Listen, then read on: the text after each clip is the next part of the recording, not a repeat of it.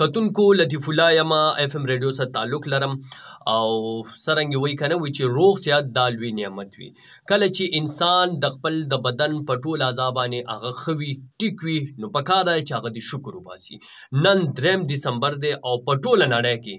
هغه خصوصي خلک څوک چې د بدن په مختلف اعضا باندې معذور دي، هغه کسترګي دي، که خوله ده، که غوږونه دي، یا لاسونه او خپې دي، ولې نه چې مونږ ټول رايوځای شو او د دغه خصوصي خلکو سره مونږه څنګ په څنګ ودرېږو. په مختلفو ځایونو کې دغه خصوصي خلکو ته ډېر زیات تکلیفات مخې ته راځي او ورسره جوماتونو کې د دې د ناستې پاستې کې ډېر زیات دوی ته تکلیف وي، ولې نه چې هلته کې په جوماتونو کې هم دوی ته یو خاص کورسۍ کېښودلی شي چې دوی ته په مونځ کولو کې اسانتیا وي. دغه رنګې په مختلفو محفلونو کې دوی دپاره یو خاص ځای جوړ کړی شي او دوی سره مونږ داسې څنګ په څنګ ودرېږو چې دوی اړو دا محسوس نه کړي چې مونږ